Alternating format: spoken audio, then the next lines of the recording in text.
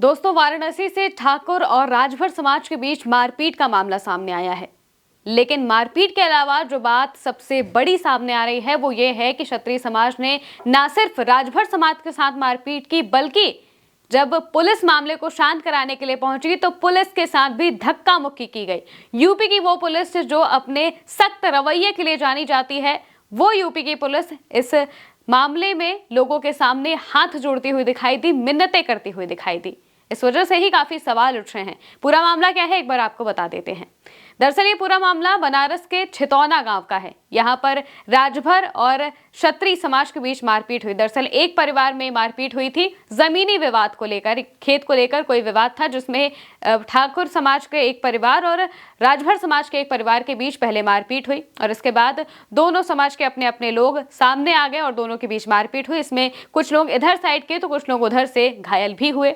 इसको लेकर राजभर समाज की तरफ से सबसे पहले एफआईआर लिखवाई गई। वहीं क्षत्रिय समाज का ऐसा कहना है, ऐसा उनका दावा है, ऐसा उनका बयान है कि उनकी तरफ से जब एफआईआर लिखवाने के लिए कहा गया तो पुलिस ने एफआईआर नहीं लिखी थी। इसको लेकर वो काफी हंगामा कर रहे थे, जिसको लेकर महापंचायत भी बुलाई जानी थी और इसी को रोकने के लिए पुलिस फोर्स वहां पर पहुंची थी। छितौना गांव के आसपास पुलिस फोर्स पहुंची और उस वक्त जो क्षत्रिय समाज के लोग थे वो इतने आक्रामक हो गए कि उन्होंने पुलिस वालों तक को भी नहीं छोड़ा और उनके साथ भी धक्का मुक्की की गई, जिसकी कई तस्वीरें सामने आई हैं, जिसमें जो पुलिस वाले हैं वो उन लोगों के हाथ जोड़ते हुए, मिन्नतें करते हुए दिखाई दे रहे हैं। पुलिस को यह पूरा का पूरा अधिकार था कि वो कार्रवाई कर सके, लेकिन फिर भी उन्होंने मिन्नतें करना ज्यादा जरूरी समझा, ज्यादा सही समझा। वो मिन्नतें करते हुए, हाथ जोड़ते हुए दिखाई दिए। लोगों को शांत कराने के उन्होंने हाथ जोड़े, ये सबसे बड़ी बात बताई जा रही है। अब इस मामले में अगर और बात करें तो दो परिवारों के बीच का ये मामला था, मारपीट का मामला था, जो कि अब तूल पकड़ता हुआ दिखाई दे रहा है। इसको लेकर क्षत्रिय महासभा की महापंचायत होनी थी, लेकिन पुलिस ने उसको रोक दिया। इस दौरान गांव जाने वाले रास्ते संदहा चौराहे पर जुटे क्षत्रिय समाज के लोगों और पुलिस के बीच में जमकर धक्का मुक्की हुई थी। लगभग 2 घंटे तक गहमा गहमी चलती रही। धारा 163 लागू होने के बावजूद पुलिस अधिकारी प्रदर्शनकारियों के सामने हाथ जोड़कर याचना करते हुए दिखाई दिए। दरअसल छितौना गांव में क्षत्रिय और राजभर पक्ष में हुए विवाद के बाद माहौल गर्म बताया जा रहा है। इस बीच क्षत्रिय महासभा की ओर से कार्रवाई के लिए 48 घंटे का वक्त देने से इनकार कर दिया गया था और वाराणसी गाजीपुर मार्ग पर बने संदहा चौराहे पर महापंचायत की घोषणा कर दी गई थी। इसकी परमिशन पुलिस की तरफ से सीधे नहीं दी गई थी और उन्होंने इसको रोकने की कोशिश की। इसी महापंचायत को रोकने के लिए बनारस जिले के प्रशासन और पुलिस बल ने पूरी तरह से कमर कसी हुई थी।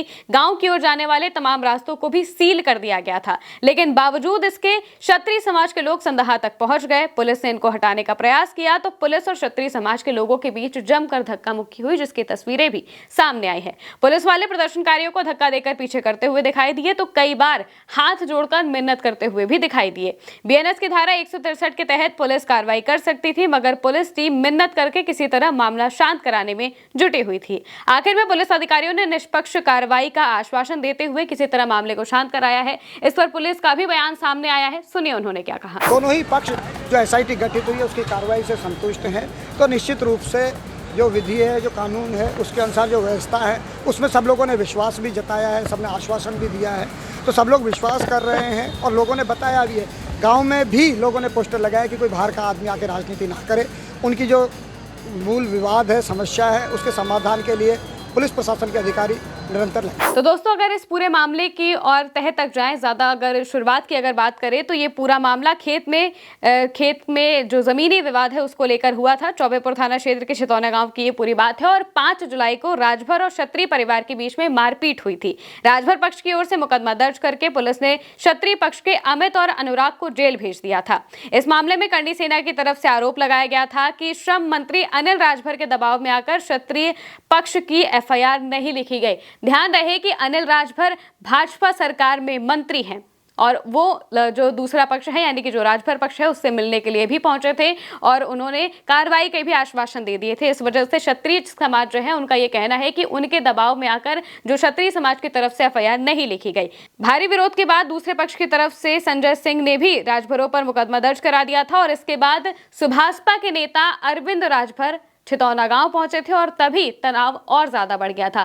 ध्यान रहे कि जो सुभाषपा है और बीजेपी है, इन दोनों का उत्तर प्रदेश में गठबंधन है और ये दोनों ही अपने अपने तरीके से वहां पर पहुंच गए। अनिल राजभर की अगर बात करें तो वो बीजेपी के नेता हैं और उन्होंने ही 2022 के चुनाव के दौरान जो अरविंद राजभर हैं उन्हें हराया था और इसके बाद वो यहाँ से विधायक बने थे। अब इसको लेकर अगर और जानकारियों की बात करें तो इसके बाद प्रशासन की ओर से सर्किट हाउस में मामला शांत करने के लिए क्षत्रिय समाज की बैठक भी बुलाई गई थी, जिस पर लोगों ने आगे विरोध न करने का आश्वासन दिया था। लेकिन क्षत्रिय समाज के सभी संगठन इस पर एक मत नहीं हो पाए थे, यानी कि सभी लोग नहीं माने थे। इस वजह से वो महापंचायत की जिद करने लगे और सीधे सड़कों पर आ गए थे। उन्हीं को रोकने के लिए पुलिस वहां पर पहुंची थी, जिस दौरान पुलिस और क्षत्रिय समाज के बीच धक्का मुक्की भी देखने को मिली। इस पूरे मामले में जो डीसीपी हैं उनका बयान हमने आपको सुनाया है। उन्होंने बताया कि वो पूरी कोशिश कर रहे हैं कि आगे इस तरह की चीजें ना हो, माहौल शांत करा दिया गया है। इस संबंध में उन्होंने 163 यानी कि धारा 163 जो बीएनएस की है उसे लागू कर दिया है और सभी सोशल मीडिया प्लेटफॉर्म पर भी